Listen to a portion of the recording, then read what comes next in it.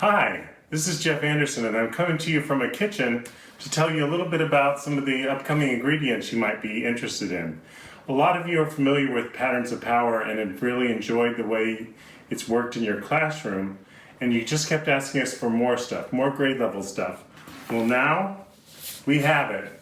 So it's going to be in grades 1, 2, 3, 4, and 5, and they'll be out in June 1st. But what we've got going here is a teacher's guide. That's the appetizer.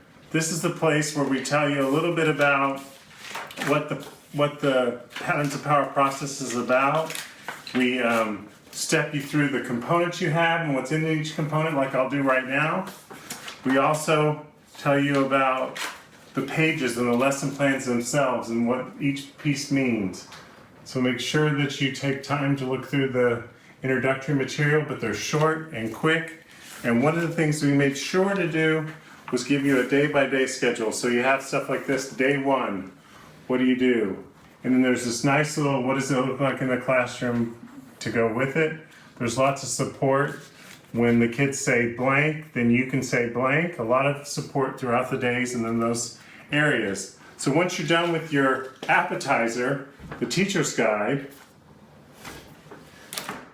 then you move to the flip chart, which has all the lesson support you need. The lessons that are described in here and that you have the plans for in here come alive here in visual support. So you have this sentence for your invitation to notice. Then you have your invitation to compare and contrast. Then you have your invitation to imitate, trying it out. Then you have, in addition to that, you have this share and celebrate where your focus phrases are repeated. You also have focus phrase cards with each lesson that you can end up using as a editor's checklist later when the kids are ready for it. So, and then finally you have the 6th day represented, the Let's Apply It day. And that's all echoed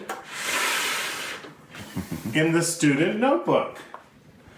Now, what's exciting about the student notebook is you've got some cool pages at the beginning that talk about connectors in grades 3, 4, and 5. We've also got an alphabetic punctuation guide, so if they're curious about that.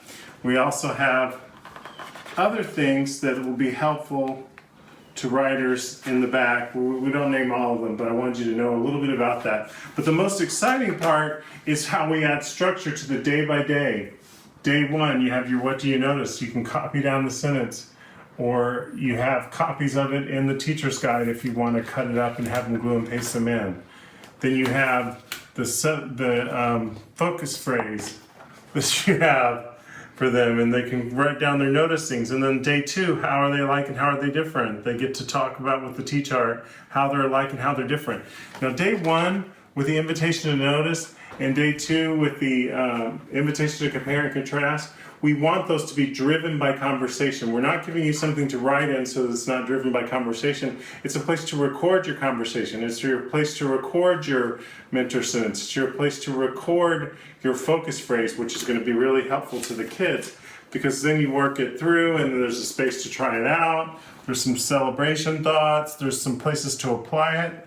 And then the exciting thing is, of course, in getting you ready for a standardized test, we have something that correlates with the invitation to edit or editing conversations, as it's called in the notebook. And the kids can actually get some practice at looking at the same sentence with one change in it, which is really helpful test skill building that we have for the natural. And then the collect and create is just a free space for them to add sentences and other things that they like. When you move on next week, or next week and a half, whatever it is, then you start off with a mentor sentence again. The same thing repeats. What's exciting about this is over a 3-week period, they've now got 3 things in their style guide. It's a build-it-yourself style guide, which the kids will be invested in because they're participating in creating it. And they're gonna, at certain stop points, we're gonna have them go back and look at it.